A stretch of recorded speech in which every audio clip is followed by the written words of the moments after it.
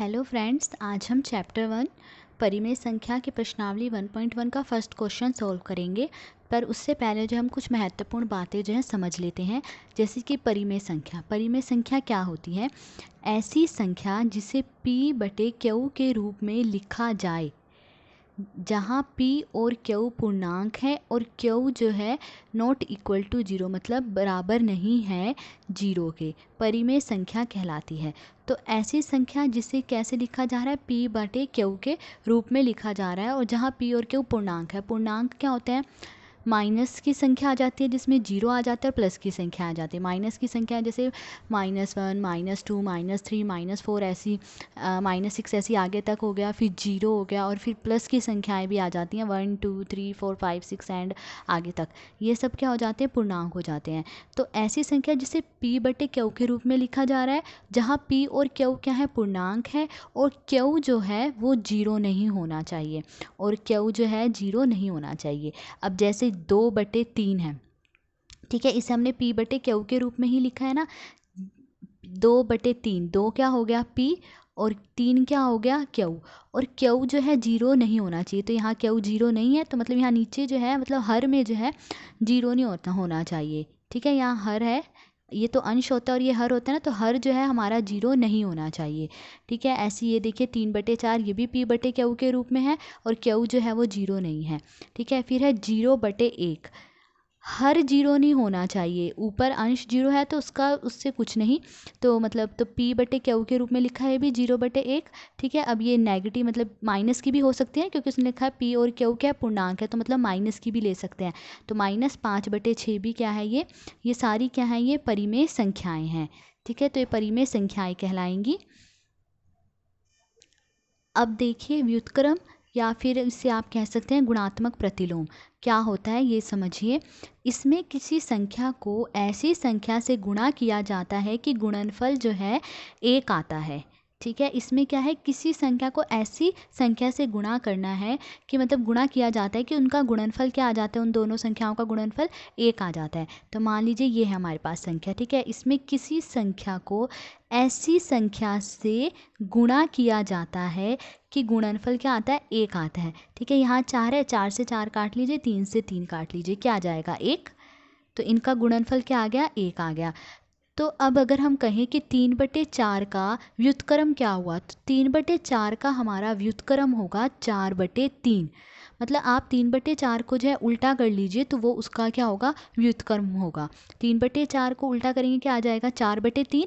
ठीक है, तो ये इसका गुणात्मक प्रतिलोम या फिर क्या हो जाएगा? व्युत्क्रम हो जाएगा। ऐसे ही आपसे पूछा जाए कि 4/5 का व्युत्क्रम क्या है या गुणात्मक प्रतिलोम क्या है, तो 4/5 का गुणात्मक प्रतिलोम क्या होगा?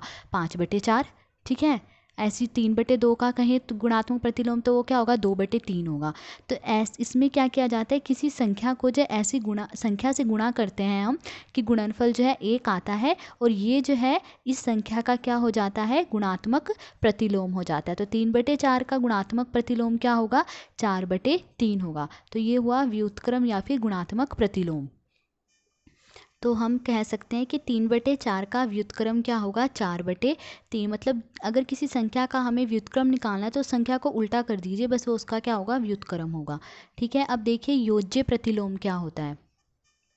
योज्य प्रतिलोम किसी संख्या का ऋणात्मक योज्य प्रतिलोम कहलाता है। किसी संख्या का ऋणात्मक मतलब क्या होता है? माइनस का साइन ना, तो किसी संख्या का जो ऋणात्मक है वो योज्य प्रतिलोम कहलाता है। इसे एग्जाम्पल से समझिए।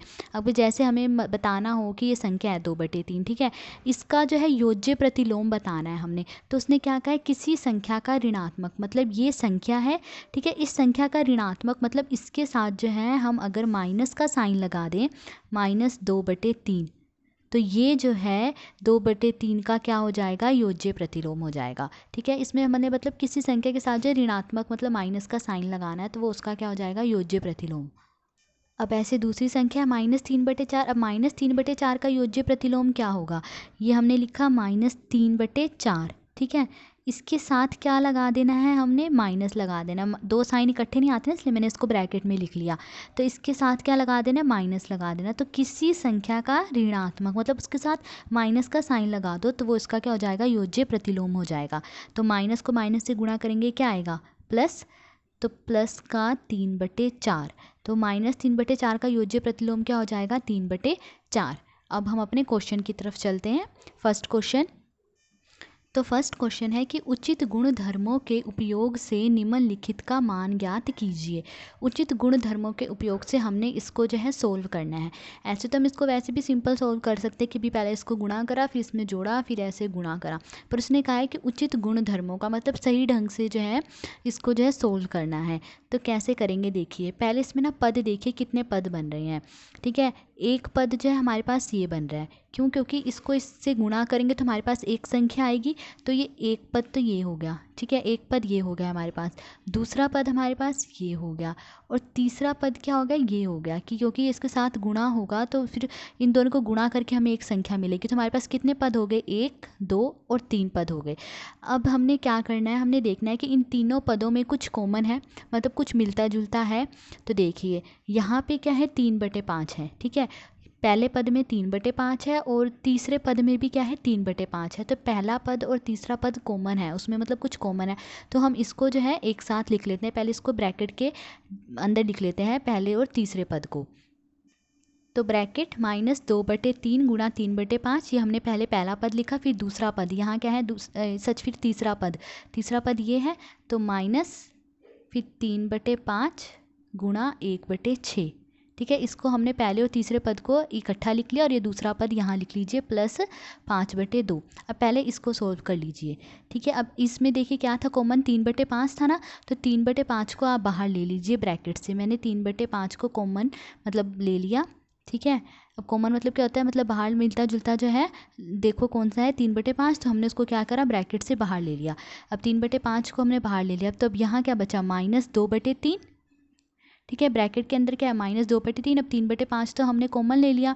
ठीक है, फिर माइनस, फिर क्या है हमारे पास, 1/6। 3/5 तो बाहर आ गया, -1/6, ब्रैकेट बंद कर दी हमने, और फिर प्लस 5/2।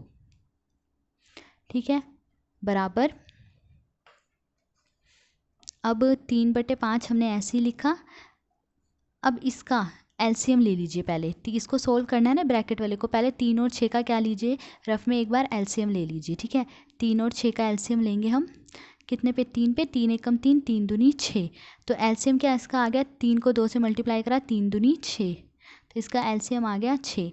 फिर 3 को 2 से मल्टीप्लाई, 3 दूनी 6, 2 आया, 2 में 2 जोड़ देंगे, कितना आ जाएगा, 4, और ये माइनस का निशान। फिर 6 को 6 से भाग देंगे, कितना आएगा, 6 एकम 6, फिर 1 को जो है 1 में क्या कर देंगे हम, गुणा कर देंगे, तो 1 को 1 से गुणा करा, 1 आया, तो माइनस का निशान, और फिर 1, फिर जमा 5/2, ये ऐसे ही लिख लीजिए।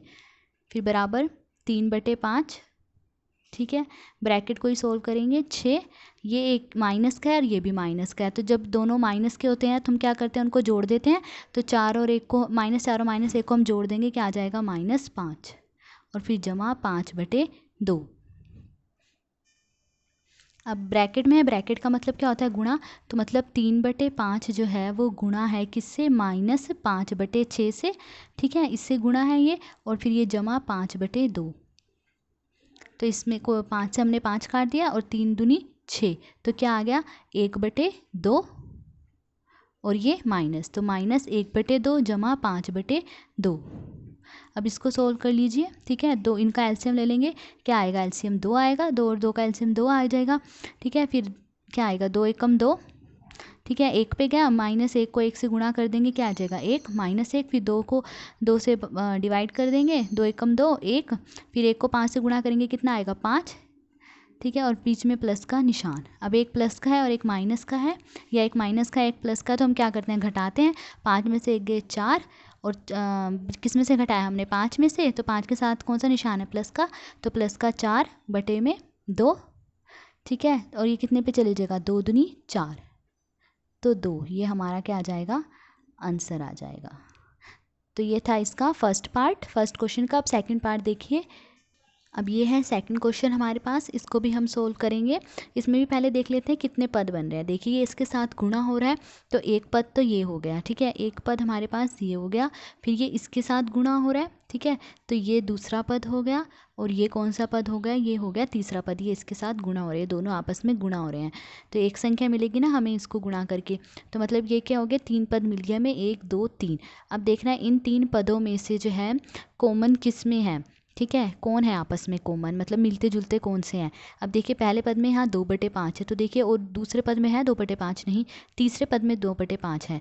तो पहला और तीसरे पद को जो है हम एक साथ लिख लेंगे, एक ब्रैकेट में लिख लेते हैं पहले और तीसरे पद को, ठीक है। 2/5 गुणा -3/7, ये हमने पहला पद लिखा। फिर ये तीसरा पद जमा 1/14 गुणा 2/5, ठीक है। अब ये दूसरा पद यहाँ लिख लीजिए, -1/6 गुणा 3/2, ठीक है। अब ये है, अब इसमें देखिए क्या है, कॉमन आया था 2/5 कॉमन आया था ना, तो उसको हम जो ब्रैकेट से बाहर लिख लेंगे। 2/5 हमने बाहर ले लिया, ठीक है। अब अंदर क्या बचा, ये 2/5 बाहर आ गया, अंदर बचा -3/7, ठीक है, जमा 1/14, ये बचा हमारे पास ब्रैकेट के अंदर। 2/5 बाहर आ गया था।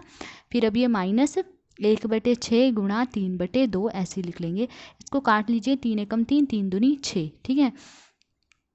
2/5, अब क्या कीजिए, 7 और 14 का एलसीएम ले लीजिए, क्या आएगा। अगर हम 7 और 14 का एलसीएम लेते हैं, 7 और 14 का एलसीएम, 7 एकम 7, 7 दूनी 14, तो 7 दूनी 14, तो 14 जो है इसका एलसीएम आ गया।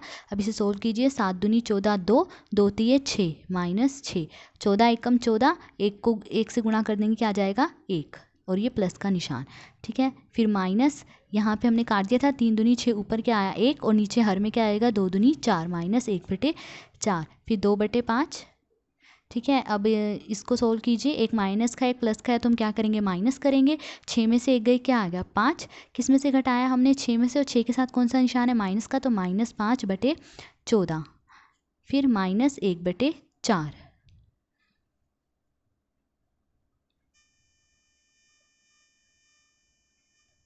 अब ब्रैकेट का मतलब क्या होता है, गुणा, तो 2/5 जो है गुणा है किससे, -5/14 से, और फिर ये -1/4, 5 से 5 कट गया, 2 सत्ते 14, ठीक है, बराबर ऊपर क्या बचा 1, ठीक है, और नीचे हर अंश में हर में क्या है हमारे पास 7, ठीक है। 1/7 माइनस, और ये 1/7 के साथ ये देखिए माइनस भी था ऊपर, तो -1/1, 1/7, और फिर -1/4। अब 7 और 4 का एलसीएम ले लीजिए, कितना आ जाएगा 28, 7 चौके 28, ठीक है, ये इसका एलसीएम आ जाएगा। 7 और 4 का एलसीएम आएगा हमारे पास 28, 7 चौके 28, 4 को 1 से गुणा करेंगे -4, फिर 4 सत्ते 28, 7 को 1 से गुणा करें -7, ये दोनों माइनस के हैं, ठीक है, तो क्या हो जाएंगे, प्लस हो जाएंगे। 7 में 4 जोड़े, -4 में -7 जोड़ेंगे, क्या आ जाएगा, -11/28, ये हमारा आंसर हो जाएगा, ठीक है। तो आज हमने जो है फर्स्ट क्वेश्चन सोल्व करा, और हमने कुछ महत्वपूर्ण बातें भी डिस्कस करी कि भाई परिमेय संख्याएं क्या होती हैं, योज्य प्रतिलोम क्या होता है, और गुणात्मक प्रतिलोम क्या होता है, ये सब हमने पढ़ा। तो अगर आपको वीडियो पसंद आई हो तो please like share and subscribe. Thank you.